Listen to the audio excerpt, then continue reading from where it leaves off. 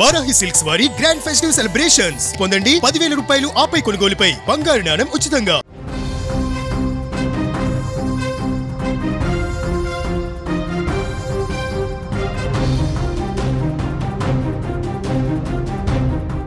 దేశవ్యాప్తంగా చలి తీవ్రత కొనసాగుతుంది. దీనికి తోడు దట్టమైనటువంటి పొగమంచు కమ్మేస్తోంది.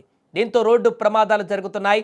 పొగమంచు కారణంగా జరిగిన 2 వేరువేరు రోడ్డు ప్రమాదాలలో తెలుగు రాష్ట్రాలకు చెందినటువంటి 4 యువకులు మృతి చెందారు. ఇక ముందుగా నంద్యాల జిల్లా ప్యాపిలి మండలంలోని ఎస్ రంగాపురం సమీపంలో చోటు చేసుకున్నటువంటి రోడ్డు ప్రమాదంలో అదే గ్రామానికి చెందినటువంటి కొప్పుల సురేంద్ర, రాజశేఖర్ అనేటువంటి 2 యువకులు మృతి చెందారు. వీరు ఉడుములపాడు వద్ద ఉన్నటువంటి కెమికల్ ఫ్యాక్టరీలో సెక్యూరిటీ గార్డులుగా పనిచేస్తున్నారు. మంగళవారం తెల్లవారుజామున వీరిద్దరూ కలిసి ద్విచక్ర వాహనం పైన విధులకు బయలుదేరారు. ఇదే సమయంలో చిగురు మానుమిట్ట నుంచి ప్యాపిలి వైపు వెళ్తున్న ఆటో పొగమంచు వల్ల దారి కనిపించక వీరిని ఢీకొట్టింది. ఈ ప్రమాదంలో బైక్పై ఉన్నటువంటి వీరిద్దరికి తీవ్ర గాయాలై అక్కడికక్కడే మృతి చెందారు. ఆటోలో ఉన్న తలారి సురేంద్రకు కాలు విరిగింది. పోలీసులు అతన్ని ఆసుపత్రికి తరలించారు. కాగా రాజశేఖర్ తండ్రి 6 ఏళ్ల కిందట గుండెపోటుతో మరణించారు. ఇప్పుడు రాజశేఖర్ కూడా చనిపోవడంతో అతడి తల్లి కన్నీరు మున్నీరుగా విలపిస్తుంది. కొప్పుల సురేంద్రకు 6 ఏళ్ల కిందట గుత్తి మండలము కొట్టాల గ్రామానికి చెందిన కళ్యాణితో వివాహమైంది. వీరికి 1 ఏడాది వయసున్నటువంటి కుమారుడు ఉన్నారు. కళ్యాణి ప్రస్తుతం గర్భిణిగా ఉంది. సురేంద్ర రోడ్డు ప్రమాదంలో మృతి చెందడంతో ఆమె ఇప్పుడు బోరున విలపిస్తున్నారు.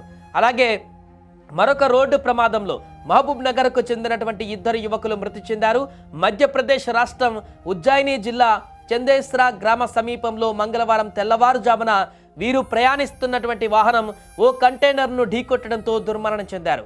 మహబూబ్ నగర్ జిల్లా చిన్న చింతకుంట మండలము పర్ధీపురం గ్రామానికి చెందినటువంటి కావలి నరసింహులు, శివకుమార్తో పాటు మరో 10 మంది స్నేహితులు ఈ నెల 3న విహారయాత్రకు బయలుదేరారు. కర్ణాటకకు చెందినటువంటి డ్రైవర్ జగన్నాథ్ ఓ వాహనం అద్దెకు తీసుకున్నారు. మొదట మహారాష్ట్రలో తుల్జా భవానీ మాతను దర్శించుకొని అక్కడి నుంచి మధ్యప్రదేశ్ బయలుదేరారు. మంగళవారం ఉజ్జయిని మహాకాళేశ్వర్ ఆలయానికి 8 కిలోమీటర్ల దూరంలో ఉండగా రోడ్డుపై దట్టమైనటువంటి పొగమంచు అలుముకుంది. ఈ క్రమంలో ముందు వెళ్తున్నటువంటి కంటైనర్ను ఢీకొట్టారు. నర్సింహులు, జగన్నాథ్ అక్కడికక్కడే మరణించారు. శివకుమార్ను ఇందోర్ ఆసుపత్రికి తరలించగా చికిత్స పొందుతూ మరణించారు.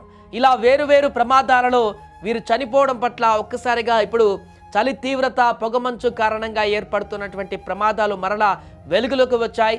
ఇప్పుడు ఈ జనవరి సీజన్ మొత్తం కూడా ఇలాంటి మంచు ప్రభావాలు అధికంగా ఉండేటువంటి అవకాశం ఉంటుంది. కాబట్టి వాహనదారులు రోడ్డు మీద ప్రయాణం చేసేటువంటి వాహనదారులందరూ కూడా అప్రమత్తంగా ఉండాలంటూ చెప్తున్నారు. ముఖ్యంగా ఉదయం పూట ప్రయాణాలు చేసేటువంటి వారు, ఎర్లీ మార్నింగ్ అవర్స్లో ప్రయాణం చేసేటువంటి వారు ఆ మంచును గమనించి ఖచ్చితంగా వాహనానికి మధ్య డిస్టెన్స్ మెయింటైన్ చేసేటువంటి విధంగా దట్టమైనటువంటి పొగమంచు ఉన్నటువంటి ప్రాంతాలలో ఇండికేటర్స్ వేసుకొని చాలా స్లోగా ప్రయాణం కొనసాగించాలంటూ కూడా చెప్తున్నారు. అవసరమైతే ఎక్కువ పొగమంచు ఉన్నటువంటి ప్రాంతాలలో కాసేపు రోడ్డు పక్కన వాహనాన్ని ఆపుకొని ఆ తర్వాత ఎండ వచ్చినటువంటి తర్వాత తమ యొక్క ప్రయాణాన్ని కొనసాగిస్తే ఉత్తమం అంటూ చెప్తున్నారు. ఏదేమైనా కూడా దేశవ్యాప్తంగా కూడా చలి తీవ్రత అయితే ప్రస్తుతం కొనసాగుతుంది. అన్ని రాష్ట్రాలలో కూడా అదే రకమైనటువంటి పరిస్థితి ఉంది.